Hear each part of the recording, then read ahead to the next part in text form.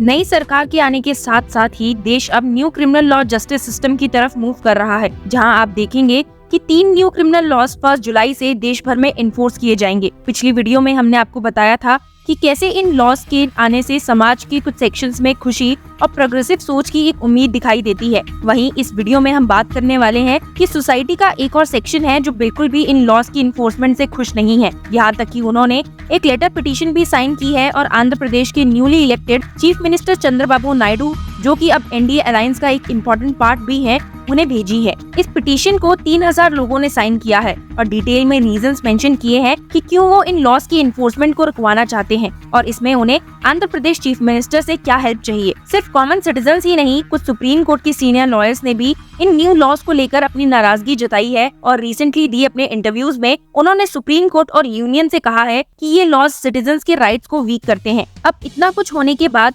Criticism से घिरे हुए न्यू क्रिमिनल लॉज क्या डिले किए जा सकते हैं? क्या ऑपोजिशन सेंटर पर ऐसे प्रेशर बना सकती है? इसी एक अहम सवाल को डिस्कस करते हुए आइए वीडियो में आगे बढ़ते हैं। सबसे पहले हम उन 3000 सिग्नेटरीज की बात करते हैं जिसमें Tushar Gandhi, Tanika Sarkar, Henri Tiphagne, major general retired Sudhir Bombatkere, Kavita Srivastava, Shabnam Hashmi और कई दूसरे शामिल हैं। इन सभी लोगों ने मिलकर चीफ मिनिस्टर आंध्र प्रदेश चंद्रबाबू नायडू से अर्जेंट इंटरवेंशन मांगा है ताकि 1 जुलाई से लागू होने वाले एंटी डेमोक्रेटिक नए क्रिमिनल लॉज को रोका जा सके। आपको बता दूं कि ये कलेक्टिव सिग्नेचर कैंपेन जो अभी चल रही है, इंडिया अलायंस के दूसरे पार्टी लीडर्स को भी कम्युनिकेट की जाएंगी। ये लेटर पिटीशन पार्लियामेंट में प्रपोज्ड अमेंडमेंट्स पर सीरियस डिबेट, लीगल एक्सपर्ट्स से कंसल्टेशन और ज्वाइंट पार्लियामेंट्री कमेटी द्वारा स्क्रूटनी की मांग करते हैं। लेटर पिटीशन में कहा गया है कि सिग्नेटरीज को उम्मीद है कि टीडीपी इस मौके का यूज करके भारत के संविधान में इंश्राइंड बेसिक प्रिंसिपल्स को मजबूती से बनाए रखेगी और अपनी पूरी कोशिश करेगी ताकि डेमोक्रेटिक राइट्स को डिफेंड किया जा सके जो कॉन्स्टिट्यूशन में गारंटी किए गए हैं। इस लेटर पिटीशन के बारे में सुप्रीम कोर्ट लॉयर मोहन कतारकी से जब बात की गई तो उन्होंने कहा है,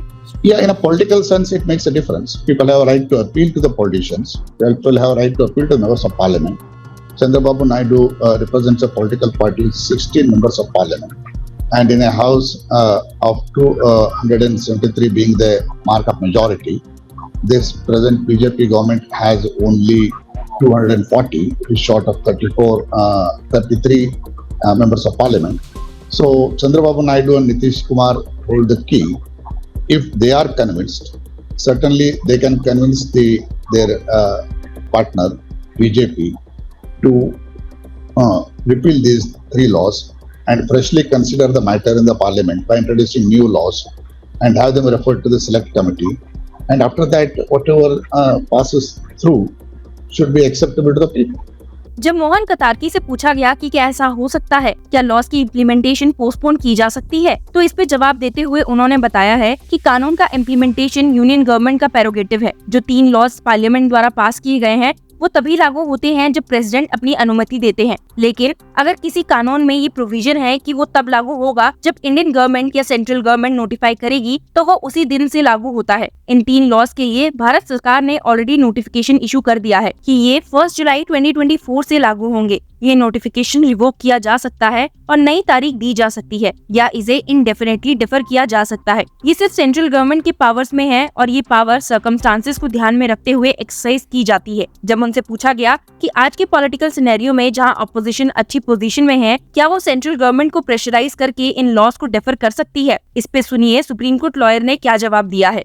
There are 2 things. First is certainly opposition is in a better position to mount pressure on the government to voice for the civil society to communicate their grievances and to communicate the difficulties which the people will face. The most important thing which has been missing in the debate is it's not the just civil rights society which has been asking for protection of civil rights. Generally, difficulties which these laws will create in the implementation, because these laws touch the vital aspects of everybody in day-to-day life.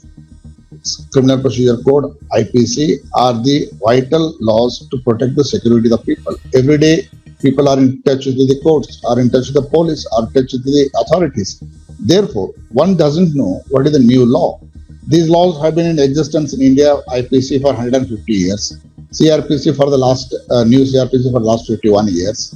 We are acquainted with certain things, procedure, the manner in which it works, the police, judges and lawyers. Now, all of a sudden, you are going to bring new law. We are not really familiar with that. And until the people are made familiar with that, it's a good ground to postpone the implementation. Whatever may be the objections you have against the laws, we have certainly serious objection that these are the laws which are draconian in nature, which is going to create a police state. But keep aside all those things, purely from the point of the convenience of the people, the inconvenience which it is going to cause, and the difficulties, these laws implementation must be postponed.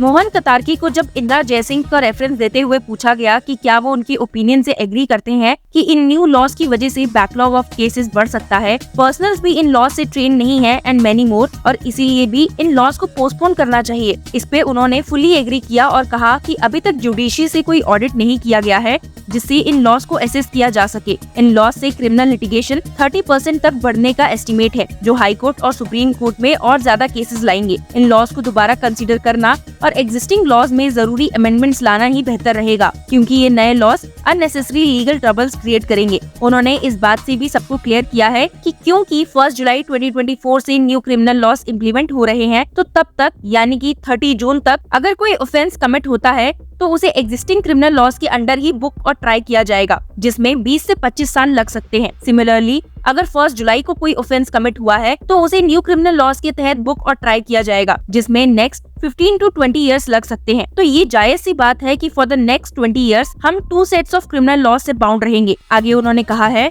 This is just empowering the police and giving more power, that's all. I don't see any purpose behind it. And the very fact that it originated from the Ministry of Home, that shows this was originated at the instance of the police and intended to empower the police. If police have any specific issues to be addressed, that is a separate matter. Right, but Mr. Katarki, empowering the police, then trying to curb the dissent, trying to repress the opposition, is that what you see happening then in the coming days? And of course, it is already happening. It is going to happen in a bigger way the day these laws are implemented. तो आपने देखा कि कैसे civil liberty society और कुछ lawyers का समझना है कि इन लॉज का इम्प्लीमेंटेशन डिफर करना जरूरी है, ताकि लोगों और लीगल सिस्टम को इन लॉज से फेमिलियर होने में समय मिले। अगर गवर्नमेंट इन लॉज को इम्प्लीमेंट करती है तो पब्लिक मूवमेंट का चांसेस कम है, क्योंकि ये लॉज डायरेक्टली पब्लिक को अफेक्ट नहीं करते बल्कि इनडायरेक्टली इफेक्ट करते हैं। इसीलिए पार्लियामेंट को ये लॉज रिकंसिडर करने चाहिए और सेलेक्ट कमेटी के पास रेफर करना चाहिए। नए अमेंडमेंट्स एग्जिस्टिंग लॉज में लाना ही बेहतर रहेगा और तब तक इम्प्लीमेंटेशन को डेफर करना चाहिए। अब आपकी इस पर क्या राय है, हमें कमेंट्स में बताइए and keep following law chakra.